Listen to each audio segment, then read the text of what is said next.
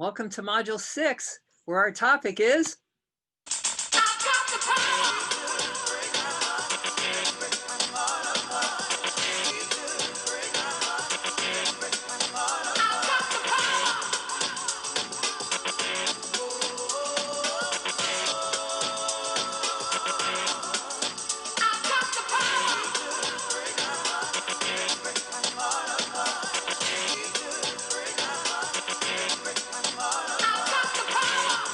That's what I thought. Power. The topic is power this week. We're going to look at some general ideas about power and why it's so important in our society, or so people think. And then we're going to look more specifically at how it applies to conflict. Power is a topic that grasps a lot of people's attention, particularly in our society.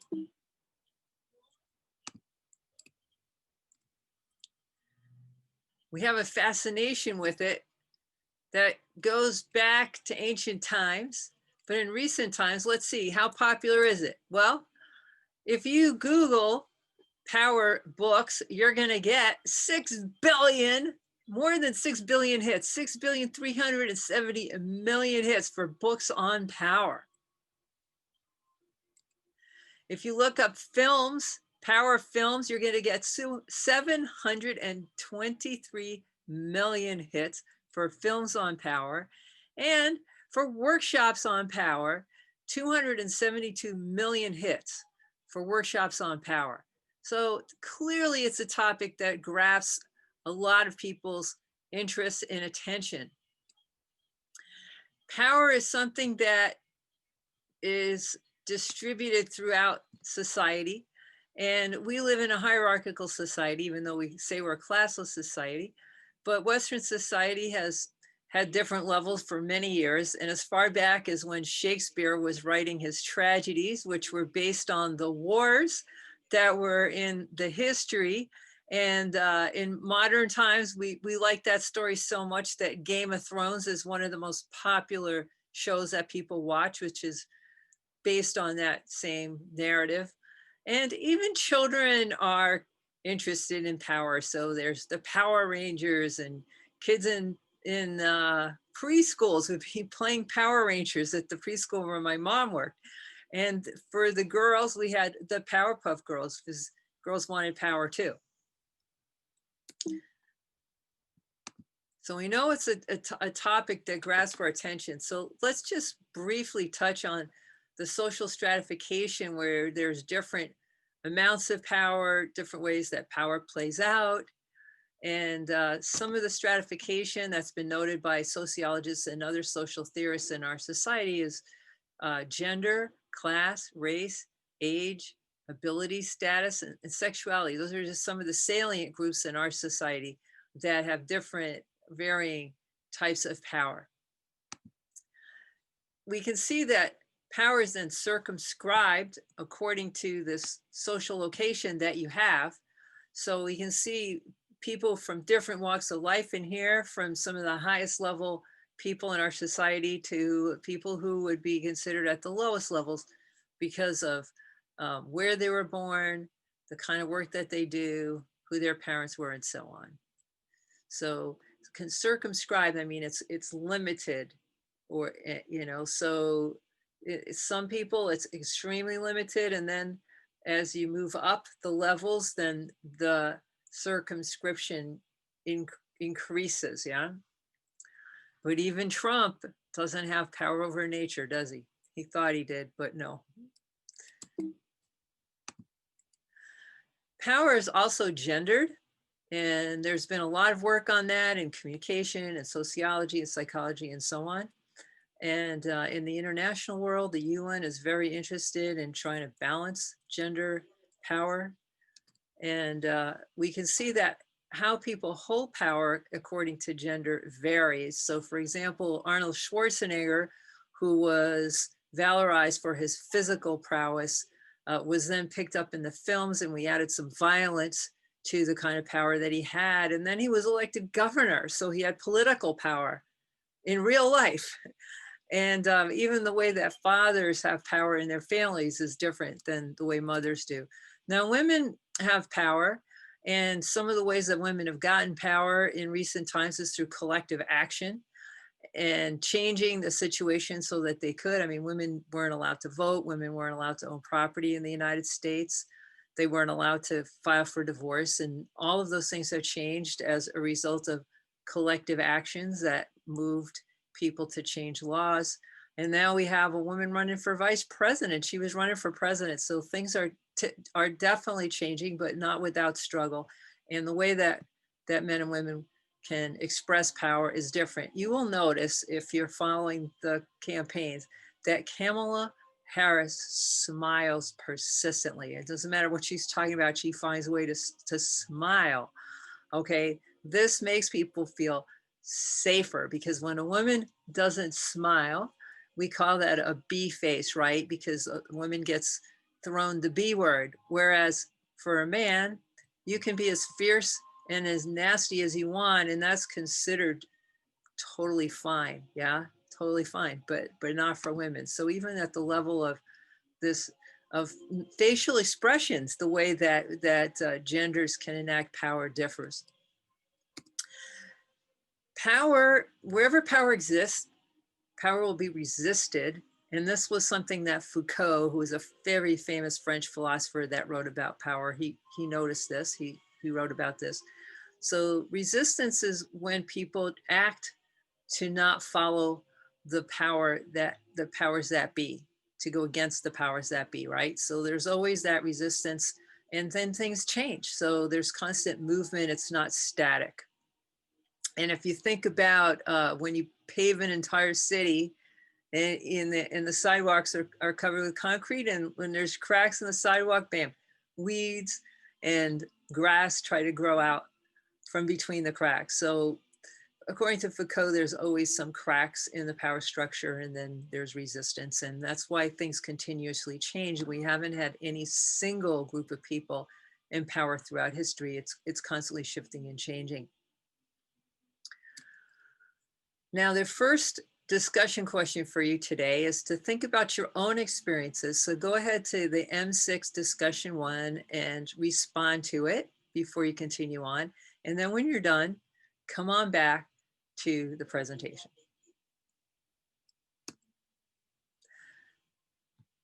Now that we've looked at some of the interdisciplinary ideas about power, and it's by no means exhaustive, but just there are some things that it's worth thinking about.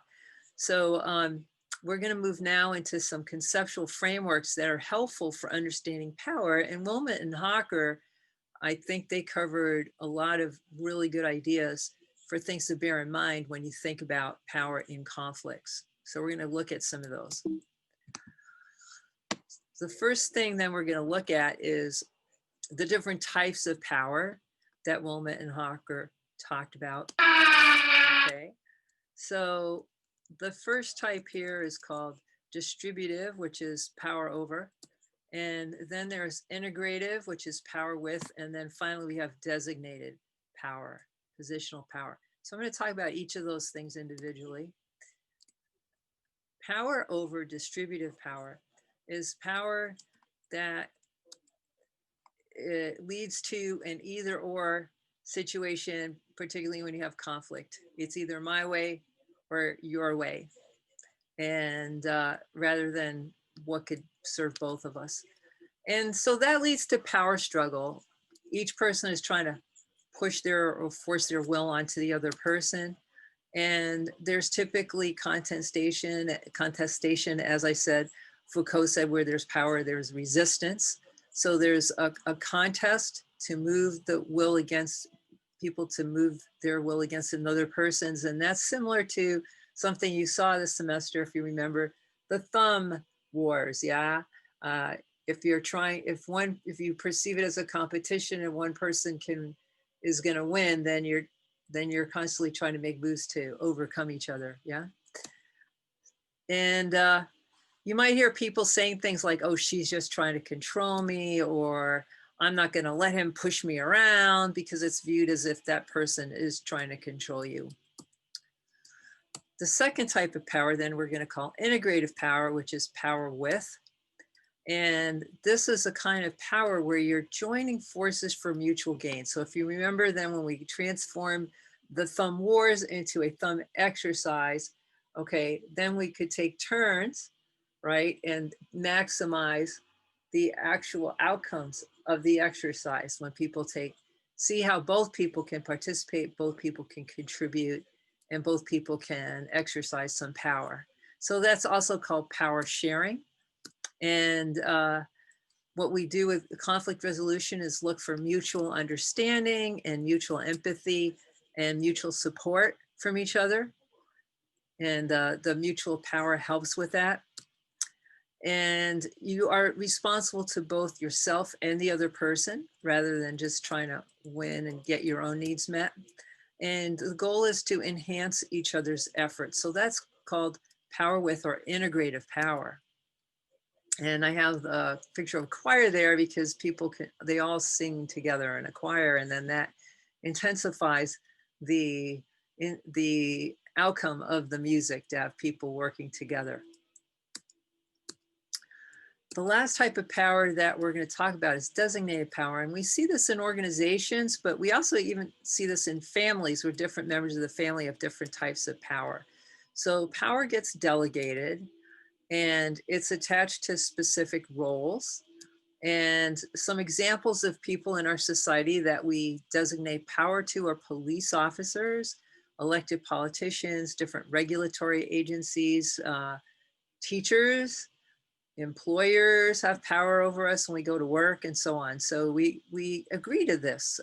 It's a relationship that we enter into. In our society, it's voluntary. It's not always voluntary, and we still have, sadly, we have slaves in the world today. More slaves now than during the transatlantic slave trade. That's how bad it is. But in our society, we have a lot more freedom, and the more knowledge you have, the more you're able to exercise some of those freedoms. For M6 discussion 2, then I want you to think about the relationship you see between perceptions of power and conflict styles. So that's what the next discussion is. And when you're finished with that, come on back to the presentation.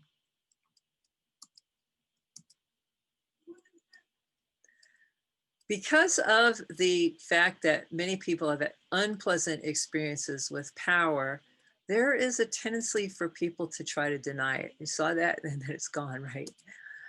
Many people they think of talking explicitly about power as being in bad taste, and they don't want to talk about it. And when that happens, there can be missed opportunities for building understanding and enhancing a relationship, because if there are power differences there, it might be better to talk about it than to just deny it and try to skirt around the issue. When you recognize that there is power that's affecting your relationship and the way you work together and the kind of conflict that you're having, then you can look at what are the different types of power that people have. You can think about if it's balanced and if it's fair and other kinds of things.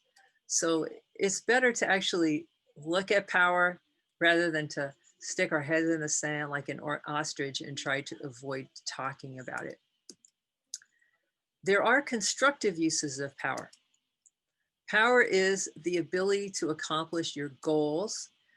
The constructive power involves problem solving, enhancing relationships, and balancing power. We need power, and power helps us influence the events in our lives. It also is important that we have our voices heard. And finally, we want to make a difference in our relationships, our families, and our work site. So we want power in the political, social sphere, but we also need it closer to home. And everyone would prefer to have some power than to be powerless. Why do we suspect power if it's so important? Well, people generally want respect and high self-esteem, and we want to avoid situations where we can be abused, neglected, or misused, or demeaned. So, unfortunately, in human history, a lot of people have been abused and power's been abused, and we've had some really horrible situations, and we can actually see that happening right now, today, with certain sectors of the police force in the United States that are abusing their power with horrible outcomes. So that's why people suspect power. And typically in all sorts of hierarchies, there's not a balance of power. It's unbalanced, it's asymmetrical, and people then feel like they're being put upon and treated unfairly. Now, there's different types of systems. Okay, so the first system we're going to discuss is a distress system. So in a distress system, the way that power is used, as you can see from the shape of this triangle, okay, so you see power at the top of this triangle. So if you think of the triangle as represented, how conflicts and negotiations are managed within an organization. In a distress system, number one way to deal with conflict is power strategies. In a system, in this distress system, then the next strategy that's used frequently is for people to talk about their rights, and and you can get pretty confrontational about it, or you can get very competitive about it. People will have hearings, people will get lawyers and so on in trying to get their rights held up. And then finally, the last way that people can approach dealing with their conflicts is an interest-based system where people look at, well, what do I want? What do you want? Interest is another word for goals. So typically in a distress system, people do this the least amount of time, and they try to use power over strategies more of the time. And then when that fails, they try rights-based approaches. And then finally, they might be doing a little bit of this. So this doesn't mean that absolutely everyone in the whole system does it in this particular way, but that's kind of like how it plays out proportionally.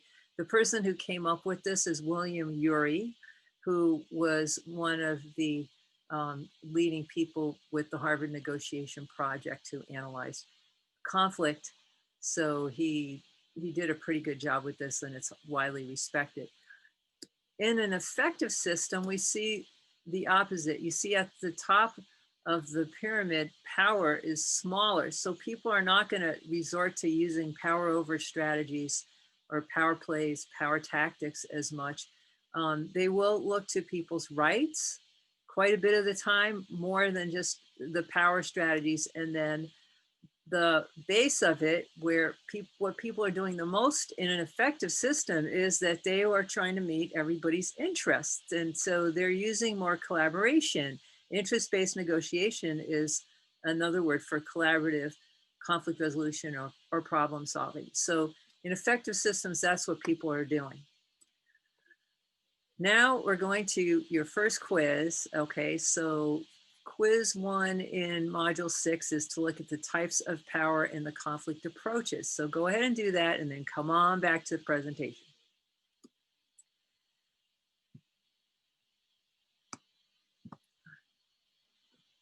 Power is seen by many social theorists as being about a relationship. Remember that conflict, one of the requirements for a conflict is that people have interdependence. So that means they have a relationship of some sort. So with a relational theory of power, recognize this fact that people have a relationship to each other, and that's why there's conflict. And they also recognize that power is not owned by one individual, but it's a product of the relationship in which some of the qualities become important to other people. Power is actually given from one party to another in a conflict. So we're going to be looking at more in more detail at what that means and how is that done. What are the forms of conflict that get exchanged and traded?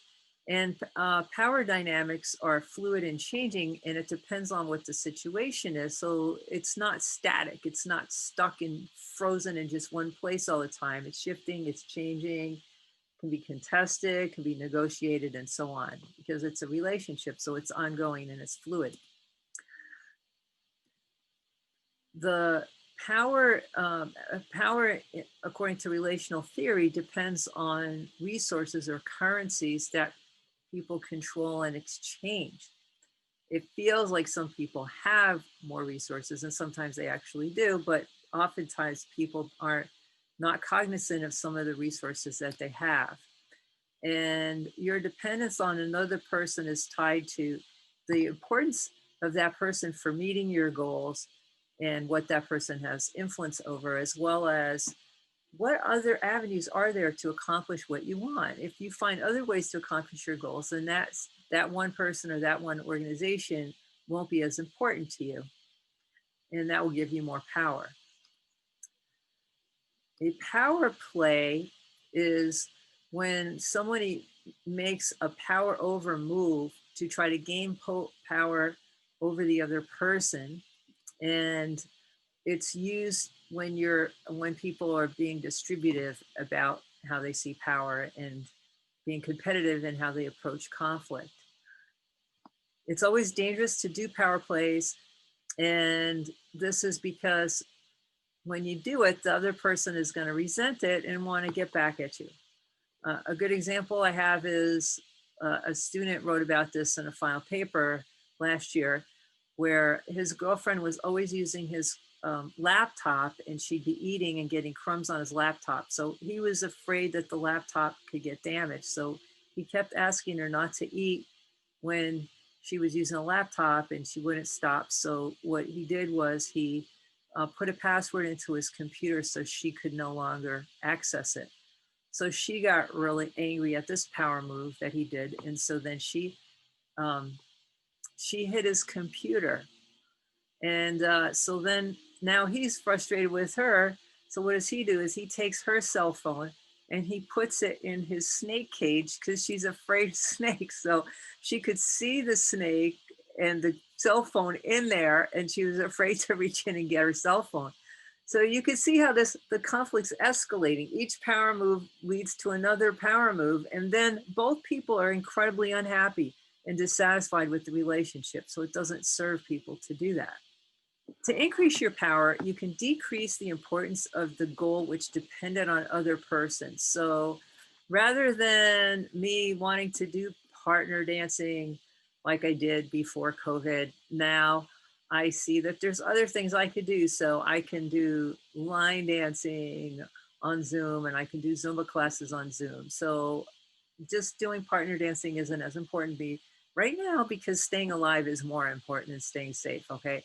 Another thing you could do is to decrease your dependence on others to accomplish your goal.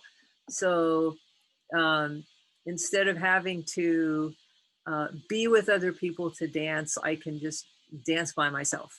Yeah, I don't need them to do it. I can dance by myself, and then I can put music on. I don't even need Zoom if I don't really want to. If I can just, be creative with my own dance moves, I would just do it by myself. Yeah. So those are two ways: decrease the importance of the goal, which depended on other people, and also decrease your dependence on others to accomplish your goals. You can also increase the perception of your power by communicating what you have to offer and showing people how valuable you are. And an example of this is when you feel like you're not appreciated at work by your supervisor. So you might remind the supervisor of all the great stuff that you're doing that makes you a valuable person and asset to the organization, and that could lead to more recognition. And if you're looking for salary increases or promotions, things like that, I can help with that, to just communicate what you contribute. Now, a concept that is really valuable that Wilmot and Hawker contribute to the conflict resolution field is this idea that we have rice currencies, rice power currencies. So, currency is like money that we use to trade for stuff. So currencies in terms of power are the kind of the chips, the things that you have that give you power. And I love this because people don't always recognize the different types of power that they could have. Now, the first kind, the one that is most usually recognized as resource control. So who holds the purse strings, who controls the different resources that we have. Yeah, so we're aware of the resource control, same way as that we're aware of the topic in the conflict, we're aware of the resource typically, resources. And there's all sorts of resources that, you know, there's money, there's space, there's jobs, you know, there's food in the workplace. There's certain positions, and not everybody can have the position that they want necessarily. So these are all resources that, you know, people can have control over.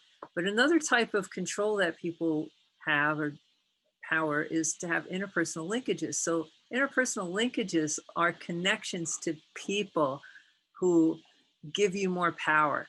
So for example, if you're working in an organization and your immediate supervisor sees you having a casual conversation at the water cooler with the CEO, like, whoa, you have a connection to the CEO. Like, wow, that's pretty impressive. And they might be careful about how they treat you when they know that you're on such friendly terms with someone that has power. And interpersonal linkages, that doesn't always, it doesn't even have to be within the organization, but when you have interpersonal linkages, it can bring you resources uh, and other things that you might need. And you know, like when you do a lot of networking and know a lot of people, that increases your opportunities to get jobs, and it increases opportunities for other types of things as well. Yeah, so having linkages to other people is another form of power that you can have. Communication skills are huge, especially in conflict resolution itself, because if you're a good negotiator, if you're good at persuading, if you're good at listening and paying attention to other people, it can help you have more influence over the negotiation, and that helps you have more power when you're able to get your needs met or your goals met.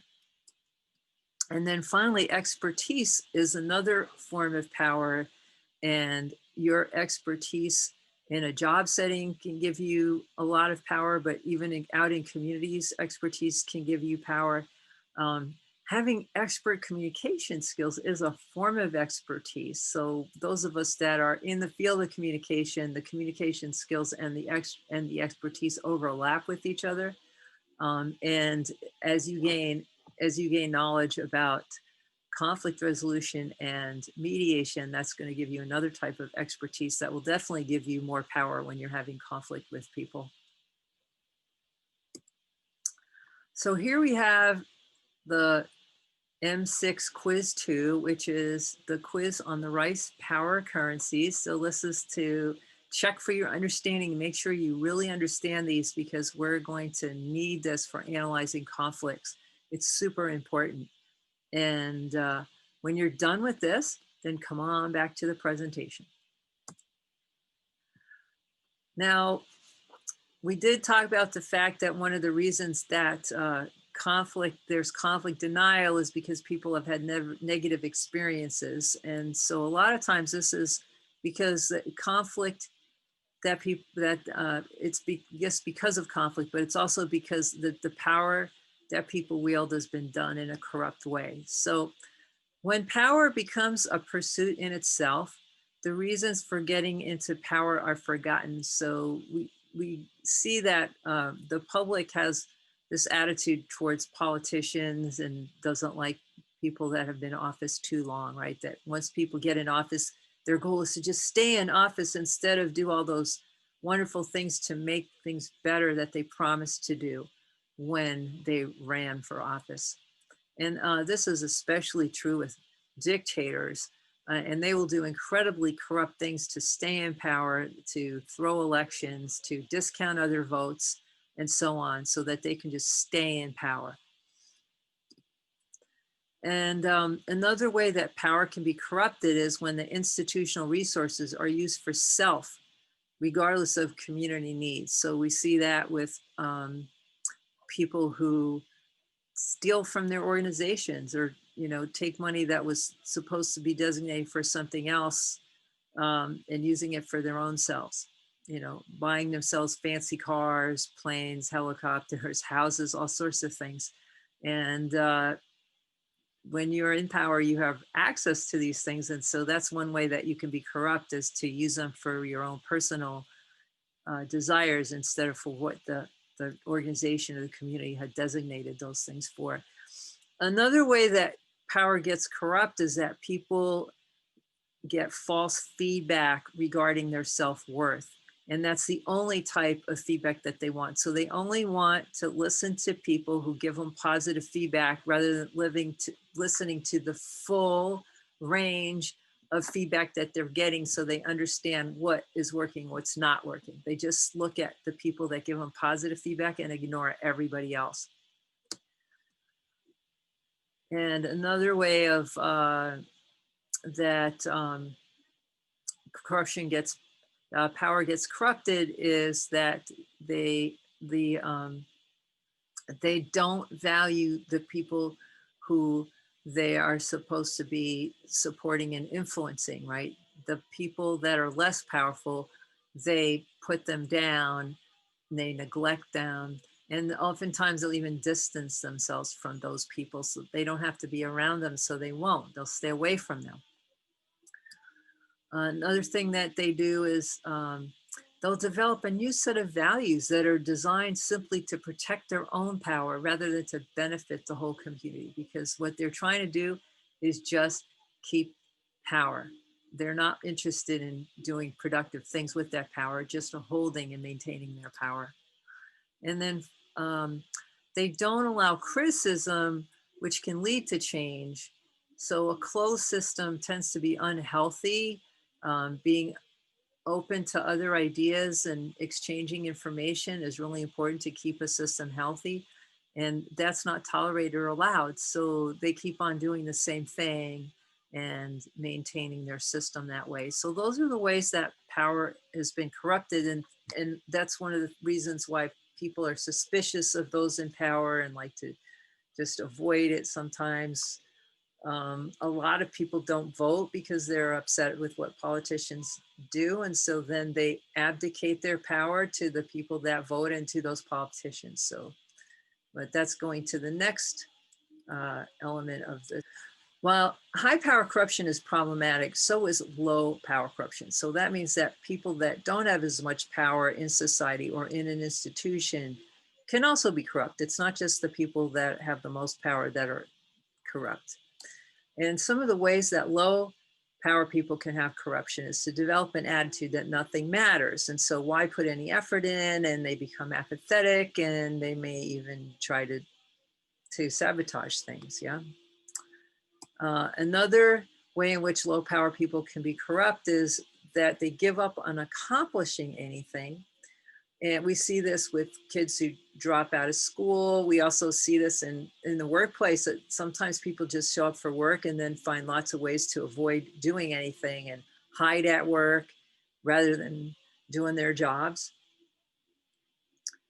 We see that with people who decide to just take up drugs or other kind of destructive behaviors, and so then they can't be productive.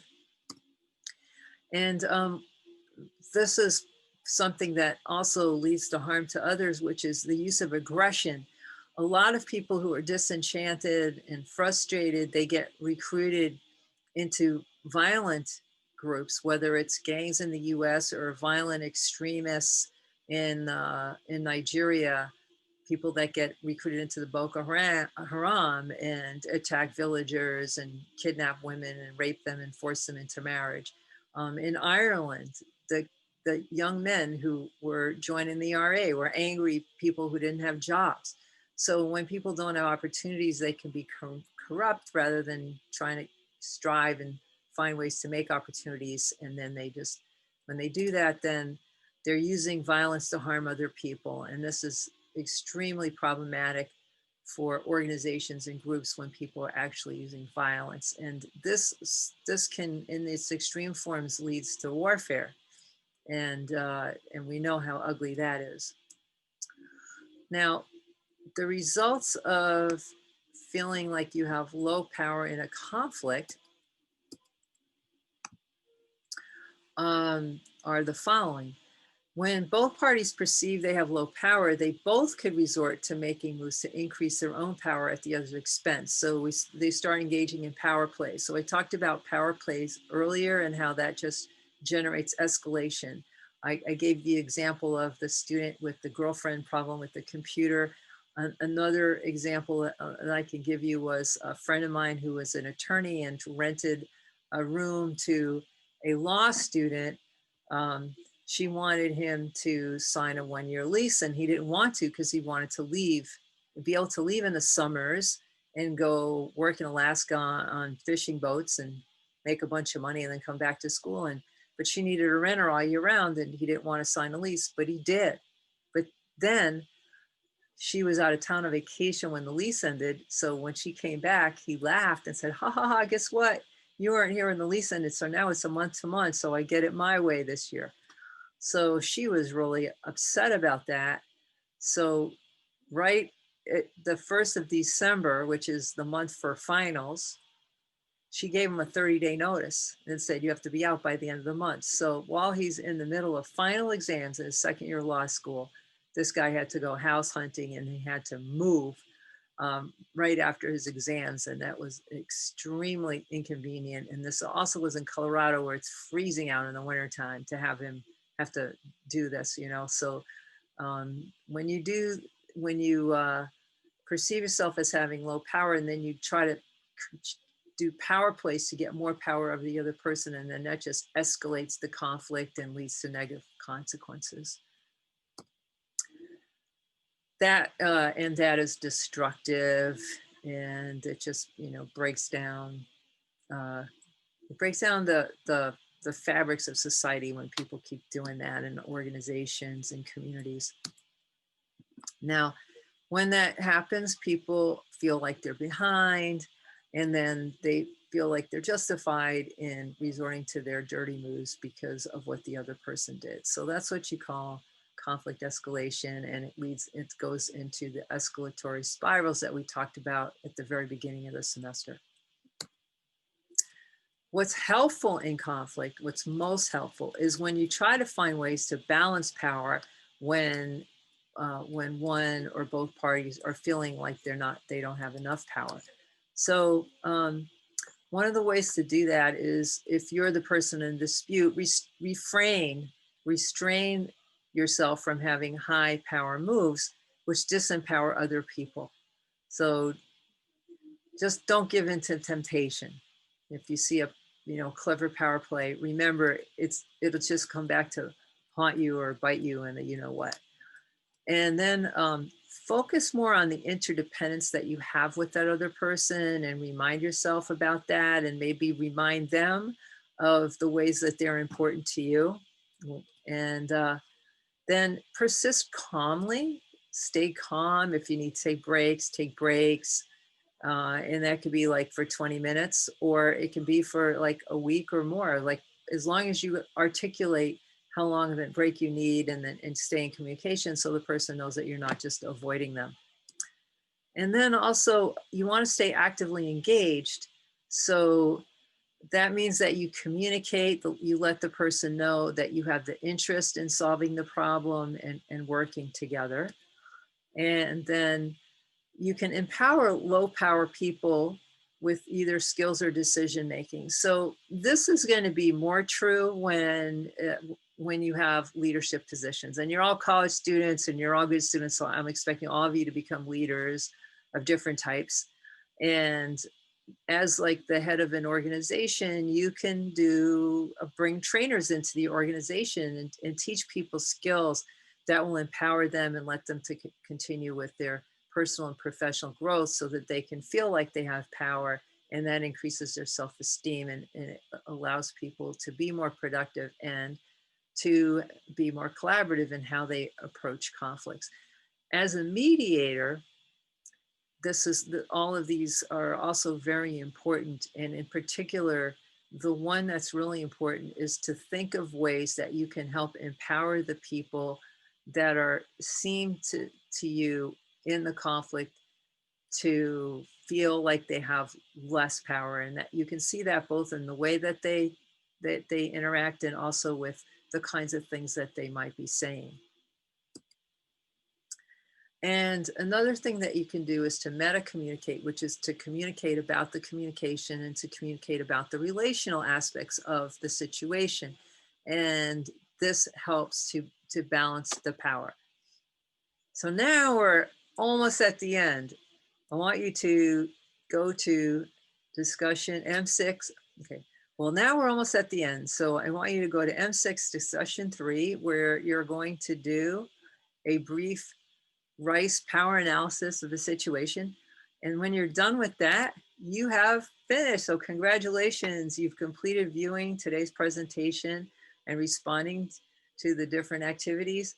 And we will be applying these concepts in this week's Zoom class meeting. So I told you we're going to apply this Rice and any other concepts from this power module to the La La Land argument. So we've looked at the trip goals and we've looked at their emotional expression and lost opportunities for connection and better ways they could communicate. So this week we're going to be looking at the power dynamics and see what kind of power. So we'll do it in class, and I think it's going to be very interesting, and then we'll be connecting it to the other things that we talked about earlier to see how the power interconnects with the other parts of the conflict interaction and what we can do about that. Okay, can't wait to see you in class. Bye-bye.